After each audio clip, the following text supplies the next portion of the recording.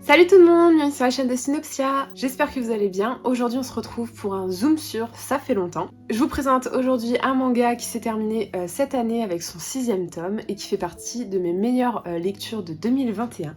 Et je vous présente donc Natsuko no Sake de Akira Oz. C'est un manga que j'ai adoré, qui me fait beaucoup penser à Souvenir goutte à goutte, qui est un Ghibli assez peu connu et reconnu surtout, qui nous parle un petit peu des mêmes thématiques, c'est-à-dire un petit peu le retour aux sources, la campagne, la nature, l'agriculture, ce genre de choses, cette déconnexion en fait à la ville. C'est vraiment une lecture qui m'a beaucoup fait penser à ce Ghibli sur ses débuts. Et Natsuko no Sake, c'est une totale découverte pour moi de l'auteur que je ne connaissais pas, et c'est une totale réussite. Même si j'avoue que au début j'avais peur de m'ennuyer avec ce manga, puisque on est quand même sur une histoire centrée sur le saké, qui est l'alcool japonais à base de riz. C'est une histoire en plus qui a été publiée entre les années 80 et 90 en 12 tomes, et c'est sorti chez nous en France sous des tomes doubles, ce qui nous fait 6 tomes dans cette très jolie édition de Vega, et maintenant Vega Dupuis. Donc c'est parti, de quoi ça parle? Dans cette histoire, on suit Natsuko, une employée de bureau de 22 ans qui tente depuis quelques temps de s'épanouir dans le domaine de la publicité et d'y faire ses preuves. Malheureusement, ses collègues l'estiment incapable et finalement juste bonne à leur préparer le café. Un jour, elle doit rentrer chez sa famille à la campagne car son frère tombe gravement malade. Ce dernier est à la tête de la brasserie de saké familiale et on découvre alors tout le monde passionnant qui est l'agriculture et le brassage. Ce retour aux sources et une succession d'événements vont permettre à Natsuko de renouer avec ce milieu et tenter de brasser le meilleur saké avec un riz réputé impossible à cultiver. Et à partir de là, c'est vraiment le début d'un long et d'un dur périple pour la jeune femme qui va devoir faire sa place dans un univers très masculin et finalement très traditionnel. C'est un manga vraiment où tout de suite on est immergé dans la production de saké, donc cet alcool japonais à base de riz, et du coup tout de suite des termes compliqués arrivent très rapidement, puisque il y a tout un univers de mots qui sont donc japonais et qui sont plutôt compliqués à comprendre, et finalement ça se fait bien puisqu'on a un glossaire pour chaque tome qui est très bien fait, qui est très facile d'accès et qui m'a beaucoup aidé personnellement, et finalement on apprend vite, et ce qui fait que la lecture aussi est très agréable, et on sent que c'est quand même fait pour que tout le monde comprenne, et ça c'est pas du tout compliqué de ce côté-là. Et étonnamment, ça va faciliter un petit peu cette production de saké, ce brassage pour lesquels on va se prendre de passion finalement.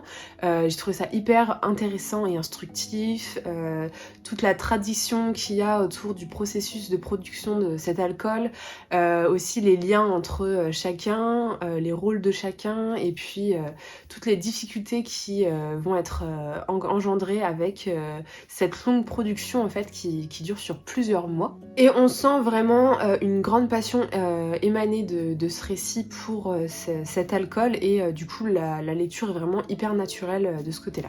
En plus du brassage et de la production de saké, évidemment, pour avoir le riz, il faut faire de l'agriculture. Et du coup, c'est un récit qui nous parle d'agriculture, de pesticides, de bio, des ravages de la météo. J'ai vraiment bien aimé la manière dont l'agriculture était traitée, la manière dont on remet au centre l'agriculture, puisque finalement c'est ce qui fait vivre le monde. Et même si c'est du coup des champs de riz, on peut totalement les transcrire sur nos terres européennes, il n'y a pas de souci. On est tous sensibles à ces sujets-là. Et j'avoue que c'est vraiment le point que j'ai adoré avec ce récit, c'était vraiment le côté agricole. Bon, peut-être parce que je suis fille d'agriculteur, mais du coup ça m'a beaucoup parlé. J'ai beaucoup aimé qu'on remette ça au centre du récit finalement, au centre de la vie, au centre de tout, avec les complications, les inquiétudes liées à la météo. C'est vraiment un métier pas évident, et j'ai trouvé que c'était vraiment bien apparent dans ce récit. Mais au-delà de tous ces sujets un petit peu pointus comme l'agriculture, le brassage, mais pas lourd pour autant, on a quand même le parcours d'une jeune femme qui va se construire avec tout ça, qui qui va devoir s'imposer et montrer ce qu'elle vaut finalement, puisque c'est une femme et que la société va lui imposer des choses, sa famille également, les agriculteurs qui l'entourent finalement.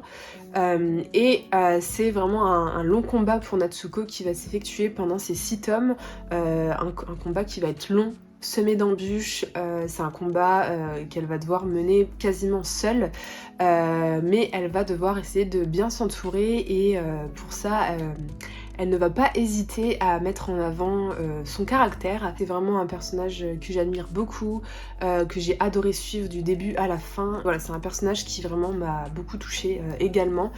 Et vraiment rien que pour l'évolution de ce personnage, vous devez vous lancer dans Natsuko no Sake. Et en plus de ça, on a quand même une histoire sur tous les liens familiaux, la famille, tout ce qui est brasserie, c'est généralement familial à la base et dans la famille de Natsuko, c'est quelque chose de très important. Et tout ce qui était famille, liens familiaux, c'est quelque chose de très fort qui ressort du récit. Et aussi une certaine sororité avec un personnage qui va faire son apparition durant le récit.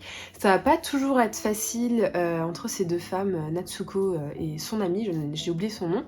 Mais petit à petit, les choses vont se faire et il y a une vraie sororité en fait qui se dégage de ces deux femmes, qui est hyper agréable puisque elles ont les problèmes similaires, c'est de se faire leur place dans la société et cette société très traditionnelle de l'agriculture et du brassage. Et enfin, on a un dessin vraiment joli, très fin, propre, voilà, qui favorise vraiment l'immersion dans le sujet. Je trouve que ça réussit à bien retranscrire toutes les émotions sur le visage des personnages. Moi j'ai été totalement fan de ce dessin très réaliste qui m'a beaucoup plu personnellement et j'espère que vous de votre côté il vous plaît en tout cas parce que moi c'était toujours un pur plaisir et j'ai jamais eu de problème avec ce dessin. Enfin bref, je pourrais vous parler très longtemps de Natsuko no Sake mais c'est pas le but de ces vidéos, le but c'est en peu de temps vous donner très envie de découvrir cette histoire et Natsuko no Sake c'est au-delà de l'agriculture et du brassage du saké qui sont les sujets principaux et conducteurs, c'est pas que ça, c'est quand même toute une histoire autour des traditions japonaises essentiellement, mais aussi autour de la famille, de la camaraderie, du savoir-faire, du travail aussi, des valeurs qu'on se transmet entre nous, les valeurs du travail même, c'est vraiment quelque chose d'important qui se dégage de tout ça et qui était vraiment fort et qui résonne beaucoup en nous et au-delà de ça, voilà, on a vraiment un certain attachement pour tous ces personnages, tous imparfaits soient-ils, et je les ai vraiment beaucoup appréciés et ça a été compliqué de quitter la famille. En tout cas, Natsuko no Sake, c'est un manga très humain, très authentique, qui fait partie des meilleures choses que j'ai lues ces derniers temps et que je vous conseille de découvrir chez Vega Dupuis en 6 tomes. Donc foncez si ce n'est pas déjà fait. Et voilà, du coup c'est tout pour ce zoom sur. Je suis dans une lancée où je vais essayer d'en faire un par mois parce que j'ai vraiment beaucoup de séries à vous faire découvrir et je veux que vous ayez le plus de choix possible. N'hésitez pas à me dire en commentaire si ça vous a donné envie de lire Natsuko no Sake ou si vous l'avez déjà lu, n'hésitez pas à commenter. Et moi comme d'habitude, je vous souhaite de belles lectures et de bons visionnages et je vous dis à la prochaine vidéo. Salut!